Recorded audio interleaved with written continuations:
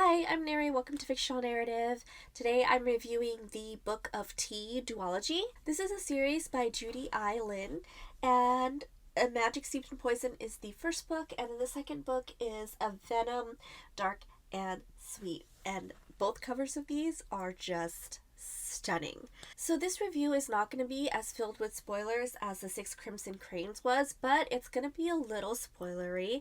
So let's go ahead and start with Magic Steeped in Poison. So the series follows Ning, and in the first book, she's running away from home and trying to join a competition for tea masters. That way she can become the tea master of the entire kingdom and have more access to resources and medicine and stuff to help her sister Shu, who is sick due to a poisoning that also took their mother's life.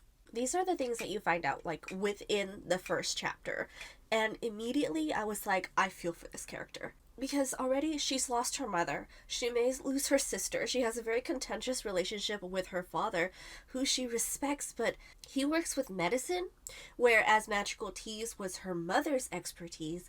And so there's kind of a little bit of divide in what she knows she can do. Also dealing with the fact that her father was not able to save her mother, and she also faults herself. She was not also able to save her mother, but she feels like she should have seen that poisoning coming. So Ning goes to the palace and she's ready to join this competition, and she's going under the guise that she is her mother's student.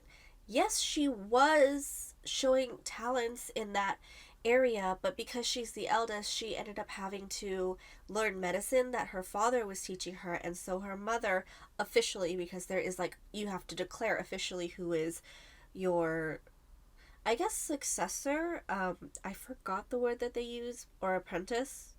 It's apprentice. The apprentice that you have, and so technically it should be her sister, but again, her sister is at home and ill, so Ning goes in her place and says that she was the one who was actually declared as her mother's apprentice. And here is where things start to get a little distracting, not in a bad way in terms of the book, but there's a lot of political intrigue that is happening. So even though we're kind of hooked in with the tea thing in the beginning, it just unfolds to become so much more. We're introduced to the character of Kang, who is a member of the royal family technically, but his father, the general, is shunned because he expressed interest in becoming the ruler. Therefore, that means he'd have to dethrone the current king, who is already kind of missing in action. So we see his daughter coming out and doing more of the official appearances because the king, was subject to an assassination attempt, and so he is ill in bed. Much like Ning's mom, where she was poisoned, he was poisoned. As a reader, you might speculate quite early in the beginning, is he okay, or are we just not saying that he's in such a bad position that his enemies will take that as the time to move forward? We see Ning kind of get bounced between Kang and the princess because the princess wants to know what her cousin is up to, and then Kang just seems to like be into her. He's like really sweet to her, and it's really cute. It's like they can just be two people who are, flirting and getting to know each other, instead of one person who everybody is suspicious of as a traitor, and another person who is a contestant in a very, very important competition. On top of which, Ning already has a lot of issues because she dreams of this golden serpent, and she's like, what is this? What is this talking about? Why am I having this dream? It's really horrendous and it's really vivid.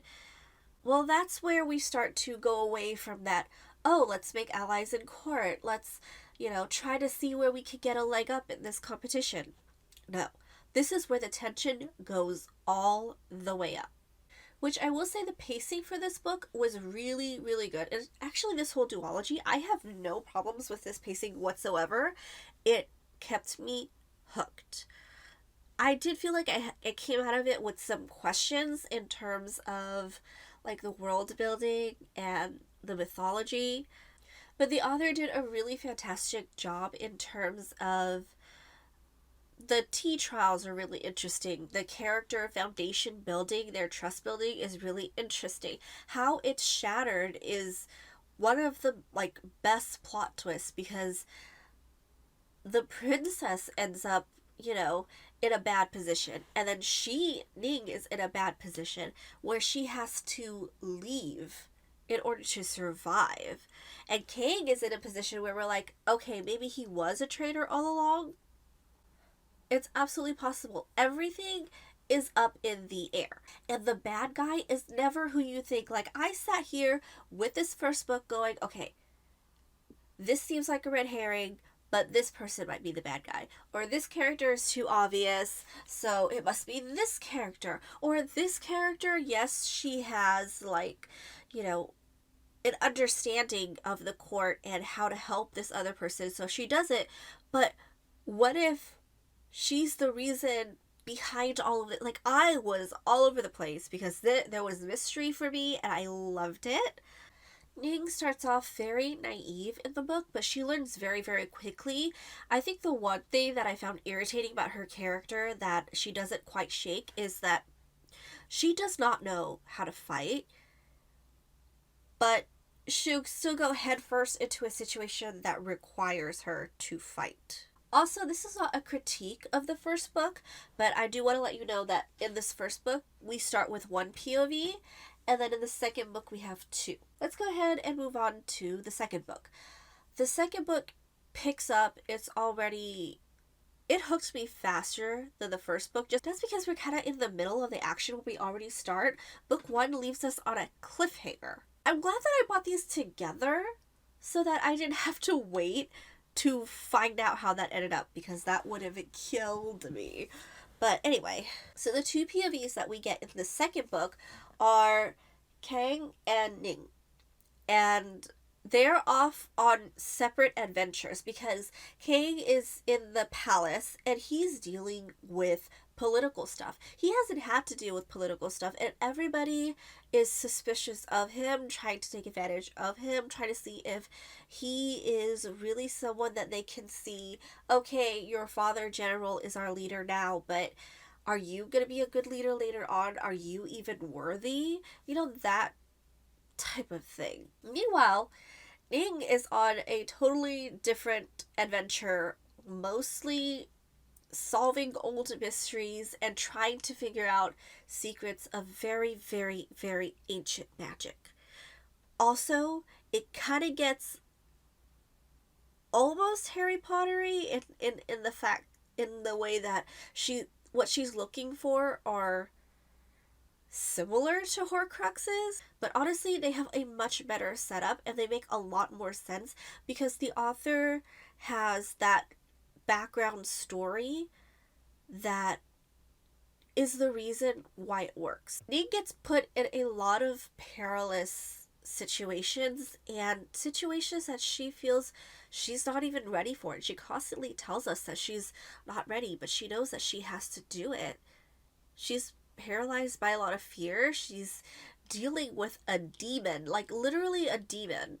So that's Ning's side, and she gets to go on like the magical adventure, and she gets to explore what her role is in magic. And we find out her sister also has magic, but in a different way, which is interesting, and I kind of wish that was explored a little bit more. In the first book, the author had me like, who's the big bad? Because it's not ever just who I think it is. In the second one, we get two POVs where one character is like, I know who the real enemy is, and the other one who's like, why is my dad acting weird?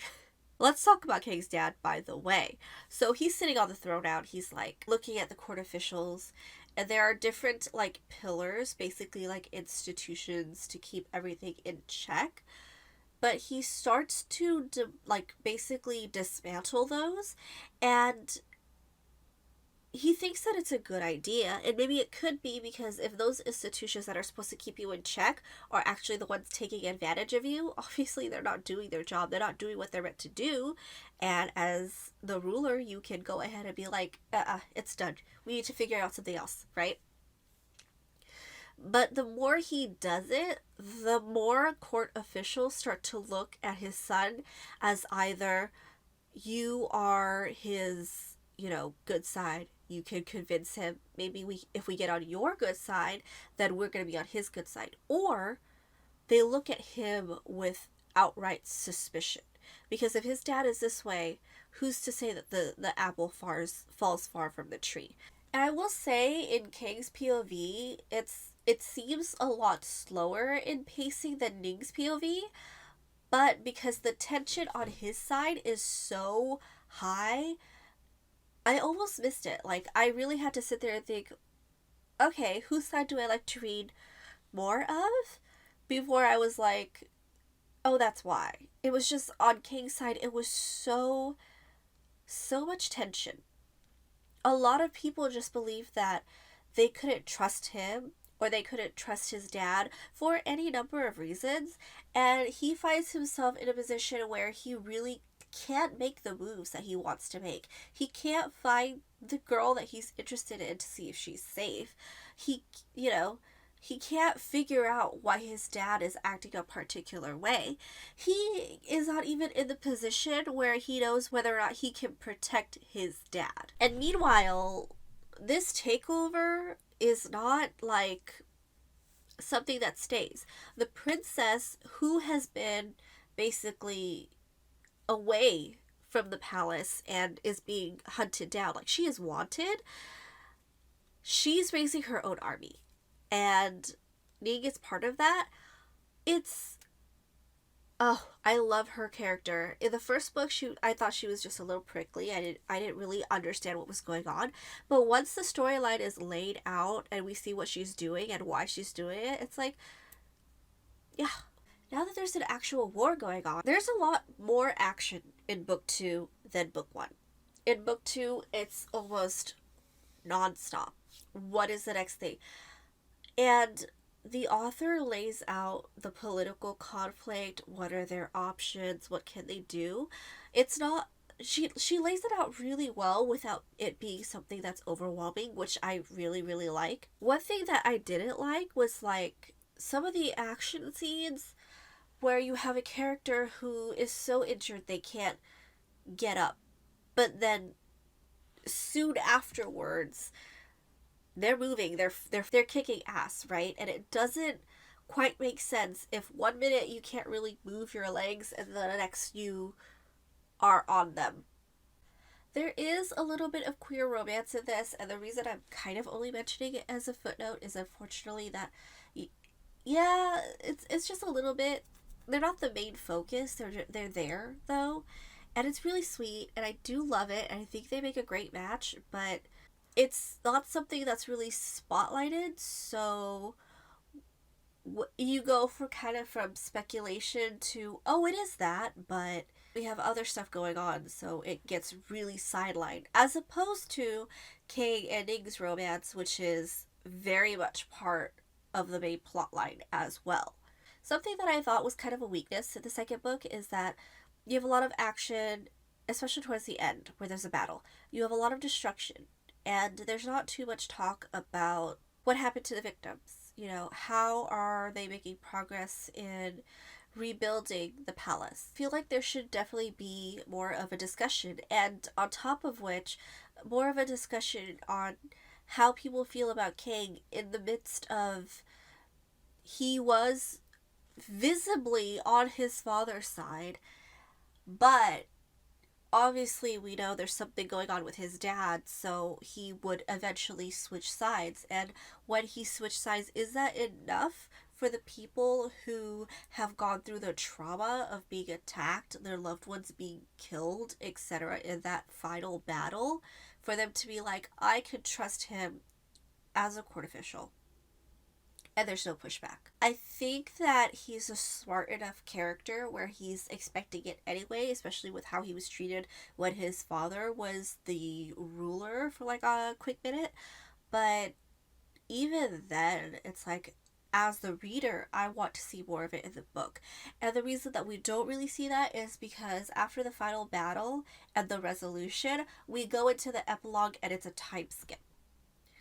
So everything gets mentioned very, very quickly.